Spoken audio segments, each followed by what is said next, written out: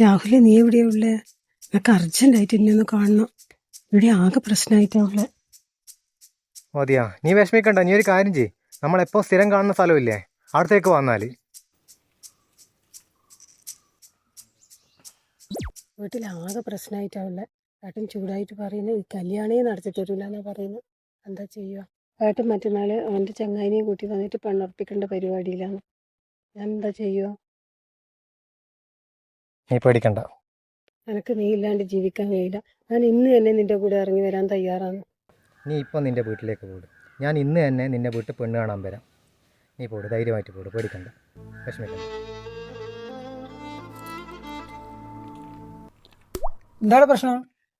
നിങ്ങൾക്ക് അറിയാലോ, ഞാനും ഷിംനായിട്ടിലെ കാര്യം നിങ്ങൾക്ക് അറിഞ്ഞൂടെ? അതിപ്പോൾ മൊത്തത്തിൽ അറിഞ്ഞ് ഓളെ വീട്ടിൽ ആകെ ചൊറിയായിട്ടില്ലേ. ഓളെ ഏട്ടൻ പറയുന്നത് സമ്മതിക്കുകയില്ല എന്ന് പറയുന്നത്. ആ ചങ്ങായി ഇപ്പം വേറെ ഏതൊരു ചെക്കനെയും കൂട്ടി കൊണ്ടുവന്നിട്ട് ഓളെ കല്യാണം ഉറപ്പിക്കേണ്ട പരിപാടിയാണ്. എടാ, ഓൻ തനി കഞ്ഞിയാണ്. കഴിഞ്ഞ പ്രാവശ്യം ഞാൻ പണിക്ക് പോയിട്ട് പൈസ തരാൻ ഇനിയുണ്ട് അവിടുന്ന് ബാക്കി.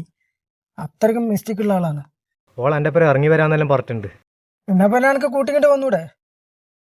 അത് വേണ്ട, കാരണം നമ്മൾ കൂലിപ്പണിക്കാരാണെങ്കിലും നമുക്കും അന്തസ്സും അഭിമാനമെല്ലാം ഉണ്ട്.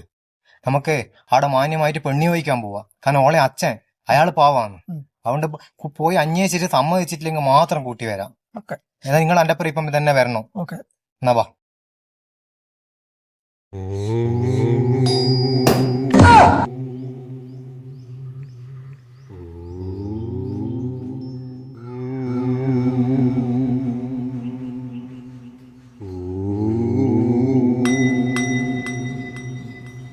കുഞ്ഞിരാമട്ട, ഞങ്ങൾ പെണ്ണ് കാണാൻ വേണ്ടി വന്നതാണ്. നിങ്ങളെ മോളും വരും തമ്മിൽ ഇഷ്ടത്തിലാണ്. അപ്പോൾ നടത്തി കൊടുക്കണം.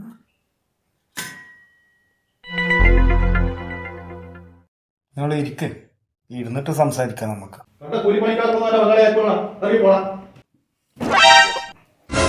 എന്താണോ കൂലിപ്പണിക്കാർക്ക് ഒരു കുഴപ്പം?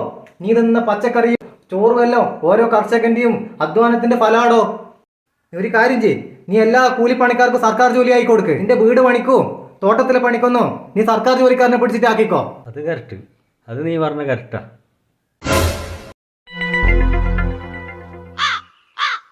നിന്റെ അച്ഛൻ പണ്ട് ആക്സിഡന്റ് ആയിട്ട് വഴിയിൽ കിടക്കും, ചോര വലിച്ച് കിടക്കുന്ന സമയത്ത് നമ്മളെ പോലത്തെ കുറച്ച് കൂലിപ്പണിക്കാരെ ആടെ ഉണ്ടായിട്ട് രക്ഷിക്കാൻ വേണ്ടിയിട്ട്.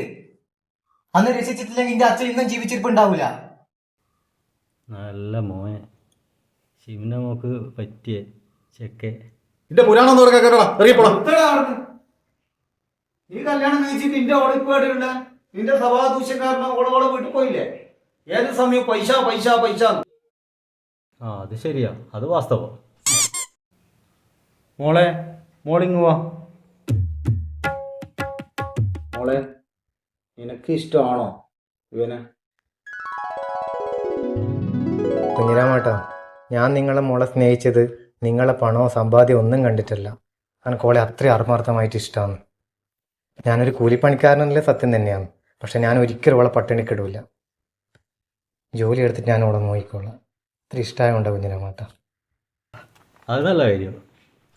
നിങ്ങളെ കല്യാണം ഞാൻ നടത്തിത്തരാം. നിങ്ങളൊരു നല്ല ഡേറ്റ് കണ്ടിട്ട് എന്നെ അറിയിച്ചാൽ മതി കേട്ടോ.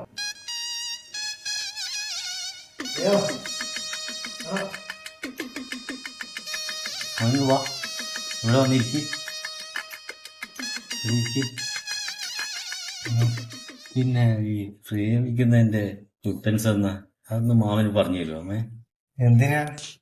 ഞാൻ കല്യാണം കഴിച്ചില്ല, കല്യാണം കഴിക്കണമെന്ന് ഒരു ആഗ്രഹം. അപ്പൊ മാമന് കല്യാണം കഴിച്ചിട്ടില്ല? ഇല്ല.